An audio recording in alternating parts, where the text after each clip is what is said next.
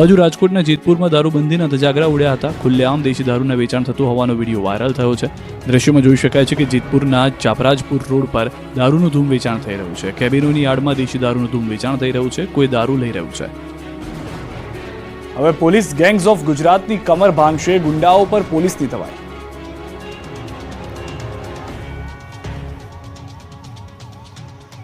ગુજરાતમાં ગુંડાઓનું લિસ્ટ તૈયાર થયા બાદ સિંઘમ બનેલી પોલીસે હવે તવાઈ બોલાવી છે. ત્યારે અમદાવાદના રસ્તાઓ પર રાત્રે પોલીસે ડેરો જમાવ્યો છે. અમદાવાદની ઝોન 2 પોલીસે નાઇટ કોમ્બિંગ કરતા ગુંડાઓ સીધા દોડ થઈ ગયા છે. ઝોન 2 વિસ્તારમાં આવતા શાહપુર, રાણી, સાબરમતી, ચાંદખેડા વિસ્તારમાં ચેકિંગ કરવામાં આવતા લુખ્ખાઓ ભૂગર્ભમાં ઉતરી ગયા. પોલીસ અધિકારીઓએ બાઇક પર પેટ્રોલિંગમાં નીકળતા ફિલ્મના શૂટિંગ જેવા દ્રશ્યો સર્જાયા. બીજી તરફ રોડ પર જતા વાહન ચાલકોનું પણ ચેકિંગ કરાયું હતું. સુરત શહેર પોલીસે પણ સપાટો બોલાવ્યો. અલગ અલગ વિસ્તારોમાં સર્ચ ઓપરેશન હાથ ધર્યું. તો ડિંડોલીમાં પોલીસે ડ્રોન મારફતે સર્ચ ઓપરેશન કર્યું. ડિંડોલીમાં 60 કર્મીઓની ટીમે ધામા નાખ્યા. હિસ્ટ્રી શીટરના ઘરમાં દરોડા પાડી માહિતી મેળવી, જેથી ગુનેગારોમાં ફફડાટ ફેલાયો.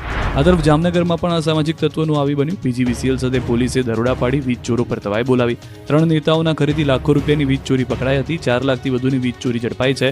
પટણીવાડ, વાધેરવાડા વિસ્તારમાં વીજ ચોરી ઝડપાઈ છે. આ તરફ ભરૂચ પોલીસે 308 અસામાજિક તત્વોની યાદી તૈયાર કરી છે. બુટલેગર નયન ઉર્ફે બોબડાનું વીજ કનેક્શન કાપ્યું છે. બુટલેગરને 3 લાખ રૂપિયા દંડ ફટકાર્યો છે. 18 અસામાજિક તત્વોના ઘરે વીજ કનેક્શનની તપાસ કરવામાં આવી છે. આ તરફ ગીર સોમનાથ પોલીસ દ્વારા 135 ગુનેગારોની યાદી તૈયાર કરી તવાઈ બોલાવાઈ છે. 135 ગુનેગારો પૈકી 25 વિરુદ્ધ અટકાયતી પગલાં લેવાયા છે, જ્યારે કેટલાક ગુનેગારોના ઘરમાં તપાસ હાથ ધરાઈ છે. તપાસ દરમિયાન 3 ગુનેગારોના ઘરમાંથી 5 હથિયાર મળી આવ્યા. બોટલમાં પેટ્રોલ નહીં આપતા ખેડાના પેટ્રોલ પંપ પર છરીઓ ઉડી. પ્લાસ્ટિકની બોટલમાં પેટ્રોલ ન આપતા બવાલ થઈ ગઈ. નડિયાદમાં VKB રોડ પરના કુબેર પેટ્રોલ પંપ પર કેટલાક લુખ્ખાઓ પ્લાસ્ટિકની બોટલ લઈને પેટ્રોલ ભરાવવા માટે આવ્યા હતા. ત્યારે નિયમ મુજબ પેટ્રોલ પંપના કર્મચારીએ બોટલમાં પેટ્રોલ ભરી આપવાની ના પાડતા 4 થી 5 અસામાજિક તત્વોએ ધમાલ મચાવી હતી. પેટ્રોલ પંપના કર્મચારી સાથે માથાકૂટ કરી હતી. 4 જેટલા લુખ્ખાઓએ ખંજર કાઢીને પેટ્રોલ પંપના કર્મચારી પર હુમલો કરવાનો પ્રયાસ કર્યો હતો. આ બબાલના કારણે પેટ્રોલ પંપ પર પેટ્રોલ ભરાવવા માટે આવેલા વાહન ચાલકો ડરી ગયા હતા. વિડીયો સામે આવતા જ પોલીસે 4 ગુંડાઓને પકડી લીધા અને બરાબરનો કાયદાનો પાઠ પણ આવ્યો. અમદાવાદના ચાંદખેડામાં પરિવાર પર હુમલાનો આરોપ. 10 લોકોનું ટોળું ઘરમાં ઘૂસી તોડફોડ કરી. 39 બંગલાવાળી તલાવડીમાં બન્યો બનાવ. ગઈકાલે પરિવાર પર હુમલો કરવામાં આવ્યો હતો. પોલીસ અરજી નોંધી છે.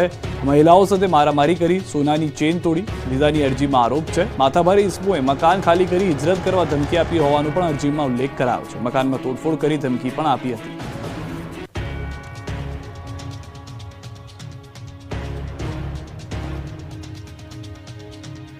ત્રણ શહેરમાં જોવા મળ્યો રફતારનો કહેર. વડોદરા કાર પલટી, 3 ગોથા મારી ગઈ. વડોદરામાં ફરી એકવાર રફતારનો કહેર જોવા મળ્યો છે. પૂરપાટ આવતી કાર પલટી અને 3 થી 4 ગોથા મારી 5 થી 10 ફૂટ ઢસડાઈ હતી. હચમચાવી નાખનારા દ્રશ્યો વડોદરાના TP13 વિસ્તારના છે.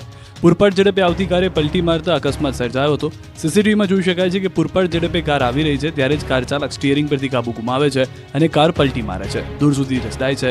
જોકે સદનસીબે ઘટનામાં કોઈ જાનહાની થઈ નથી. પોલીસે કાર ચાલકની શોધખોળ હાથ ધરી. ખાનગી બસ અને રિક્ષા ચાલક વચ્ચે અકસ્માત સર્જાયો. ભરૂચના આમોદમાં પૂરપાટ આવતી બસ અને રિક્ષા વચ્ચે એવી જોરદાર ટક્કર થઈ હતી કે રિક્ષાનો બુકડો બોલી ગયો. રોડ પર રિક્ષાના ફૂરચા ઉડી ગયા. અકસ્માતમાં અહેમદ બામિયા નામના રિક્ષા ચાલકનું મોત થયું. અન્ય 2 લોકોને ઇજાગ્રસ્ત થવું પડ્યું. ઇજાગ્રસ્તોને આમોદ રેફરલ હોસ્પિટલ ખાતે ખસેડવામાં આવ્યા. ટ્રક ચાલકના બેફામ કહેરના આ દ્રશ્યો છે મોરબીના. માળિયા હાઈવે પર ટ્રક ચાલકે રીતસરનો આતંક મચાવ્યો. રોડનું કામ ચાલી રહ્યું હતું. બેરિકેડ મૂક્યા હતા. સેફટી માટે કોન પણ મૂક્યા હતા. છતાં ટ્રક ચાલકને એટલી ઉતાવળ હતી કે કોનને ઉછાળતો ગયો, જેથી રોડ પર સેફટી માટે રાખેલા કોનનો બુકડો બોલી ગયો. ટ્રક ચાલક એટલી સ્પીડમાં હતો કે જે આડે આવ્યું તેને ઉડાડતો ગયો. સુરતમાં વધુ એક ટેમ્પાએ લીધો બાળકનો ભોગ. સચિન GIDC વિસ્તારમાં રોડ નંબર 13 પર કંપનીના ગેટ પાસે બાળક સૂતું હતું ત્યારે બેફામ આવતા ટેમ્પા ચાલકે સૂતેલા બાળક પર ટેમ્પો ચડાવ્યો. 2.5 વર્ષના બાળક પર ટેમ્પો ચડી જતા બાળકનું ઘટના સ્થળ પર જ મોત થયું. બાળકનું મોત થતાં પરિવારમાં આક્રંદ છવાયો. હવે રાજકોટના સ્ટંટબાજને પણ જોઈ લો. જાણે મોતના કૂવામાં પોતાની બાઇક ચલાવતો હોય તે રીતે રોડ પર એક સાથે બાઇક ચલાવી ગોળ ફેરવી. કેસરી પુલ પર બાઇકને ગોળ ફેરવી રીલ્સ બનાવી. ફરી એકવાર અરવલ્લીમાં ઘઉંના ખેતરો ભડકે વળ્યા. UGVCLના પાપે ફરી એકવાર અરવલ્લીના ખેડૂતોને મોઢા સુધી આવેલો કોળિયો ગુમાવવાનો વારો આવ્યો છે. ફરી એકવાર તંત્રના કારણે લાખો રૂપિયાના ઘઉં સ્વાહા થઈ ગયા છે. મેઘરજના નવા ગામમાં 7 વીઘા ઘઉંના પાકમાં આગ લાગી હતી. ખેતર ઉપરથી નીકળતા વિસ્તારમાં તણકલા ઝરતા 7 વીઘામાં ઉભેલા ઘઉંમાં આગ લાગી હતી. ઘઉંનો પાક તૈયાર થઈ ગયો હતો એટલે ગણતરીની મિનિટોમાં જ આખી વિકરાળ સ્વરૂપ ધારણ કરી લેતા આખું ખેતર બળીને ભસ્મીભૂત થઈ ગયું હતું. ખેડૂતની નજર સામે જ મહામહેનત બળી જતા ખેડૂતને રડવાનો વારો આવ્યો છે. મોટું આર્થિક નુકસાન થયું છે. અમદાવાદના વટવામાં સિલાઈના કારખાનામાં આગ લાગી.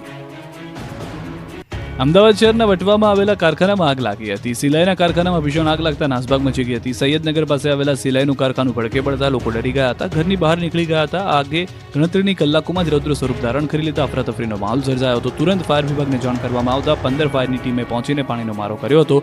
જોકે મોડી રાતનો સમય હોવાથી અંદર કોઈ ન હોવાથી મોટી જાનહાની ટળી હતી.